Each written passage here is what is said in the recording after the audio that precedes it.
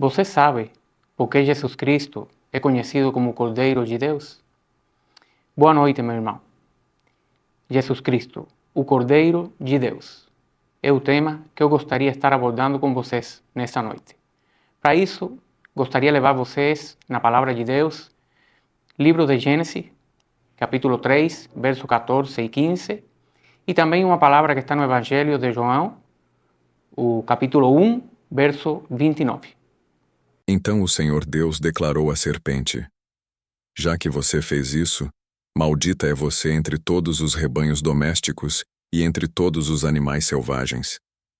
Sobre o seu ventre você rastejará, e pó comerá todos os dias da sua vida. Porei inimizade entre você e a mulher, entre a sua descendência e o descendente dela.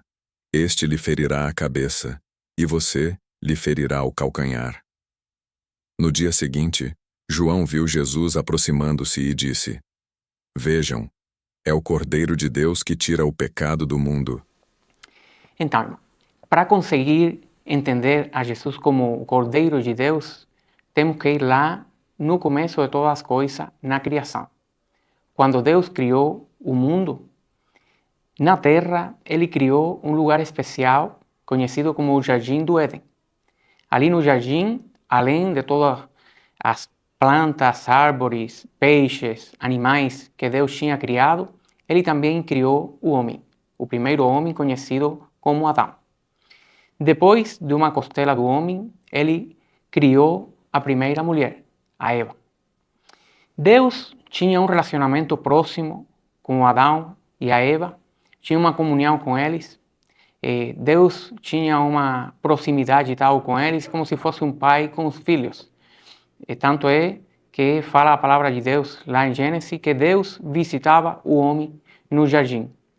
Deus tinha dado para o homem a responsabilidade de ter autoridade sobre a terra, julgar a terra. E Deus só tinha falado para o homem uma limitação. Deus tinha falado para ele: você pode usufruir de tudo o que foi criado aqui no jardim, você pode comer dos animais, dos frutos, das árvores, mas no meio do jardim Deus tinha colocado duas árvores. Uma delas era a árvore da vida, que com certeza o homem comia dessa árvore e era o que era responsável de manter a eternidade nele. Mas tinha uma segunda árvore que Deus falou para ele: de toda árvore pode comer, mas dessa segunda aqui, que é a do conhecimento do bem e do mal, você não pode comer.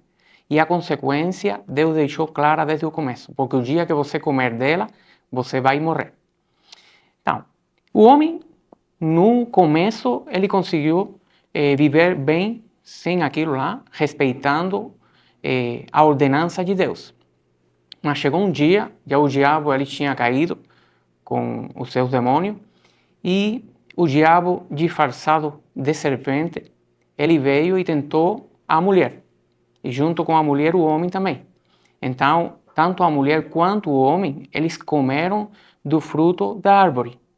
E aí, então, veio a sentença que Deus tinha falado para eles. Eles perderam a comunhão que tinham com Deus, perderam a eternidade que eles tinham.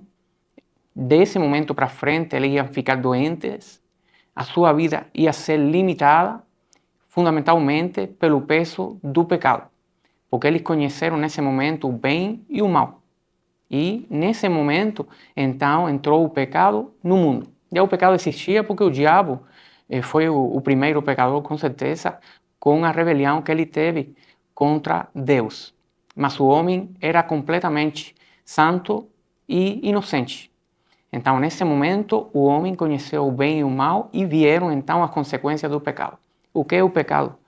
No final, no resumo, o pecado é errar o alvo. Pecado é desobediência, é transgressão daquela lei que Deus estabeleceu para o homem seguir. Mas, depois que o homem pecou, muitos dos homens foram ruins, mas outros homens, eles tinham amor por Deus. E eles precisavam um jeito para se aproximar a Deus. Então, Deus autorizou para o homem fazer sacrifícios que eram feitos de animais limpos, que eram, por exemplo, cordeiros, pombas, touros, eram considerados como animais limpos. Então o homem oferecia esse sacrifício a Deus e simbolicamente o seu pecado era perdoado por esse sacrifício que ele oferecia para Deus. Temos o exemplo de Abel, um homem justo diante de Deus, que ofereceu sacrifício a Deus. Temos também o exemplo em Gênesis 8 de Noé. Temos o exemplo em Gênesis 22 de Abraão.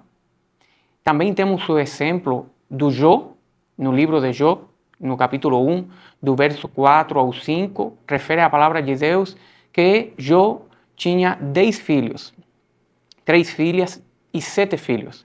Quando seus filhos faziam festas, banquetes, ele sempre, como era tão temente a Deus, ele ficava com receio se eles tinham feito alguma coisa desagradável diante de Deus. Então ele ia lá e oferecia um sacrifício pelos pecados dos seus filhos, ainda sem saber se eles tinham cometido algum pecado, para que eles fossem justificados do seu pecado.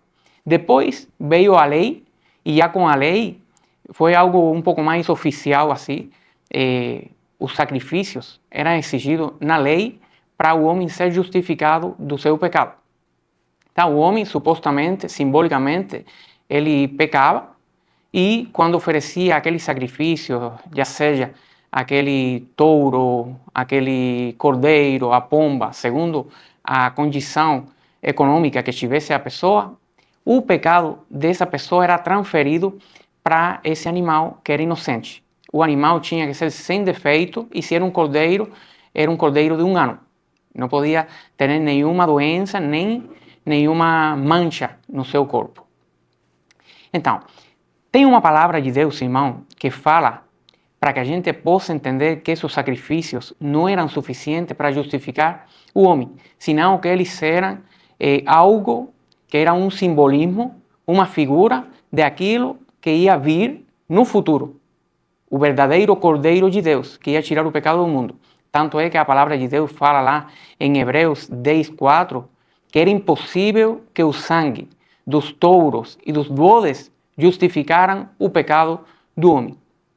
E então aí é quando vamos a usar novamente os 2 versos que começamos lendo lá no começo da mensagem. O primeiro verso, a primeira promessa de redenção para o homem. Primeira profecia que fala da vinda de Jesus Cristo. Gênesis 3, 14 ao 15. O que está falando a palavra de Deus é uma sentença ali que Deus está dando para a serpente. Deus está falando para a serpente, olha, o filho, o descendente da mulher, está falando de Jesus Cristo, que ia se tornar homem, essa profecia, e que esse filho dessa descendência ia esmagar a cabeça da serpente. Que quer dizer, era uma alegoria que Jesus Cristo ia vencer o diabo, porque a serpente representava, simbolizava o diabo, e além disso, que ia destruir o império das trevas, o império do diabo. Por quê? Porque o império do diabo ele se sustenta sobre a base do pecado. Então, está falando aí em Gênesis que Jesus ia ter vitória contra o diabo e o pecado. Então, depois, o segundo verso que lemos, esse de João 1:29, João está falando, olha, é aqui o Cordeiro de Deus que tira o pecado do mundo. Já não vamos precisar mais de um cordeiro, um animalzinho lá, inocente, senão que agora aqui está Jesus Cristo, o Cordeiro, o verdadeiro Cordeiro de Deus que vai cumprir o propósito de Deus para tirar o pecado do mundo e que o homem seja justificado diante de Deus definitivamente. Então, isso aí é a introdução. Eu acho que é muito importante para a gente entender como é que acontece o processo de justificação de Deus.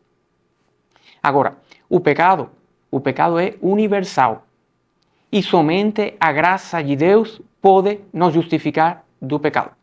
Eu gostaria de ler com vocês uma palavra de Deus que está em Romanos, no capítulo 3, no verso 23 e 24. Pois todos pecaram e estão destituídos da glória de Deus, sendo justificados gratuitamente por sua graça, por meio da redenção que há em Cristo Jesus. Então, irmão, o que está falando a palavra de Deus é que todos pecamos. Não existe nem só um homem de nós que não tenha pecado naturalmente. E o pecado, o que ele faz? Ele nos afasta da presença de Deus. Ele nos impede ter um relacionamento íntimo com Deus e de usufruir da bênção que o Senhor pode nos dar. Então, o que é o pecado? O pecado é uma doença. Quanto uma doença do corpo destrói o corpo, o pecado é uma doença mortal da alma que destrói a alma. Agora, o verso 24 está nos trazendo a solução para esse pecado. Deus, ele determinou nos perdoar desse pecado. Está falando a palavra de Deus sendo justificados gratuitamente. Ser justificado é que você é isento. Você era culpado e já não é mais culpado porque Deus determinou que assim fosse. E foi de um jeito gratuitamente. Você não tem que pagar nada, é de graça. Você não tem que pagar nada para obter essa justificação.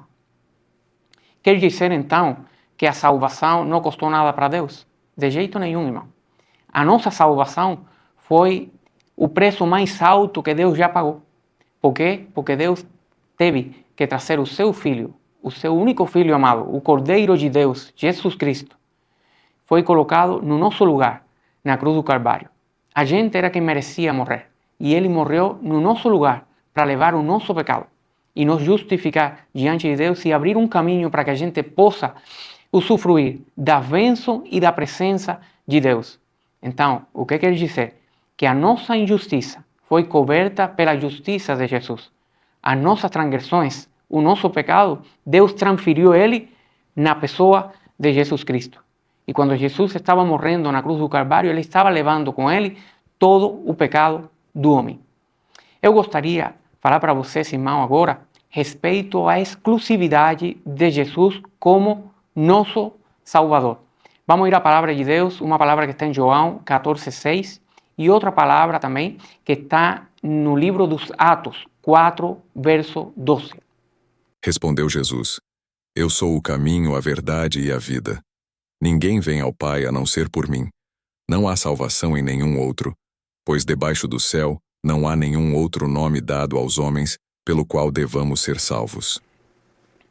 O primeiro verso que temos lido, irmão, o que está falando a palavra de Deus em João 14:6, que Jesus é o caminho, é a verdade e é a vida, e que ninguém consegue vir ao Pai se não é por Ele. Você pode ver aí a exclusividade de Jesus para nos salvar. Jesus está falando que Ele é o único caminho, não tem outro. Ele é o caminho, não é um dos caminhos. Então, o único jeito que temos para nos salvar é mediante a pessoa de Jesus.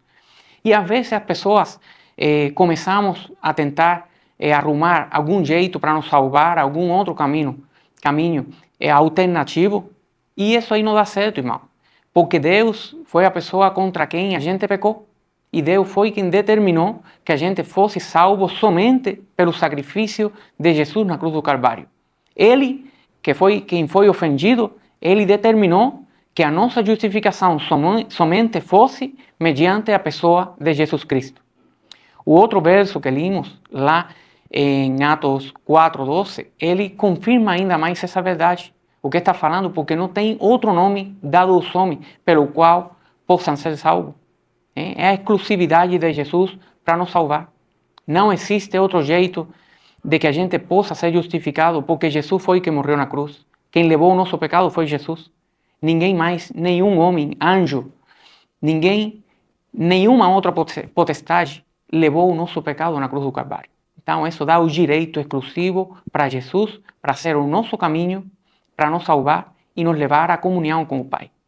Aquela comunhão que foi quebrada pelo nosso pecado foi restaurada pelo sacrifício de Jesus na cruz do Calvário. Eu lembro, uma senhora estava doente e fazia um tempo que eu estava pregando para ela a palavra de Deus. Ela estava muito doente, mas, graças a Deus, aos poucos ela foi melhorando. E já quando estava quase para ir de alta, eu comecei a falar um pouco mais direto de Jesus para ela. Quando eu falei para ela se ela estava grata a Jesus, se ela acreditava em Jesus, ela me falou que sim, que graças a Jesus, e ela nomeou alguma outra entidade, e que graças a Jesus e a essa entidade é que ela estava recuperada.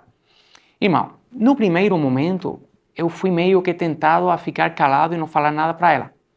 Mas eu olhei para ela e eu pensei, olha, se eu estivesse assim de errado, eu gostaria que a pessoa que está me falando de Jesus me falasse com toda clareza.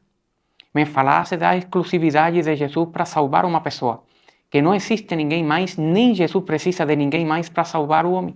Ele é suficiente. Então, meio que com receio do que como reagiria aquela pessoa, eu comecei a falar para ela, mas falei com muito amor, como eu tento sempre falar com amor para as pessoas e com a verdade da Bíblia. Não inventar nada que esteja fora da palavra de Deus. Eu lembro que eu falei para ela, olha, eu vou falar para a senhora como se a senhora fosse a minha mãe. E vou falar para a senhora com toda a clareza como eu gostaria que falasse para mim alguém se eu estivesse errado. Eu tenho que falar para a senhora que segundo fala a Bíblia, citei para ela João 14:6 e depois citei o Ato 4:12. Eu pensei que ela ia reagir de um jeito meio que tentar se justificar e falar que ela acreditava do jeito dela. Mas não, irmão. Eu fiquei surpreso porque aquela mulher me olhou e ela me falou, olha, doutor, se você me está falando essa verdade com tanto amor, e se essa verdade é o que fala a Bíblia, que eu devo fazer para acreditar e ser justificada e salva por Jesus, eu aceito isso. Eu quero isso para a minha vida. Depois, eu fiz uma oração, ela confirmou a sua fé em Jesus Cristo, e eu acredito que nesse momento a salvação entrou no seu coração, porque ela foi justificada por Jesus. Então, meu irmão, eu gostaria de fazer um resumo do tema que a gente tem falado hoje, desse assunto que é tão importante. O resumo é, a gente é pecador. A gente sem Jesus, o que merece é o inferno. Mas Deus, Ele tem grande interesse em nos salvar. É por isso que Deus mandou a Jesus a morrer no nosso lugar na cruz. Fala a palavra de Deus lá em João, na primeira epístola de João, no capítulo 2, verso 1, que se algum de nós tem pecado, não é para ficar assim. Temos um advogado, Jesus Cristo, o justo, que Ele perdoa todos os nossos pecados se nos arrependemos deles. Então, irmão, que possamos escutar aquele anúncio glorioso de João Batista e aceitar ele no nosso coração. É aqui o Cordeiro de Deus que tira o pecado do mundo. Jesus é o caminho, é a verdade e a vida. É a nossa única saída. É a nossa rota para a salvação. A única que existe. Deus abençoe sua vida. Eu gostaria, além da mensagem, falar aqui para você, se você tem alguma situação que esteja precisando de oração, pode deixar aqui nos comentários o seu pedido. Como sempre falo também, compartilhe esse conteúdo que estamos fazendo, suscríbase no canal, dê um like também, para que o YouTube entenda que o conteúdo está gostando e para que leve também para outras pessoas. Deus abençoe sua vida, meu irmão. Até um próximo vídeo.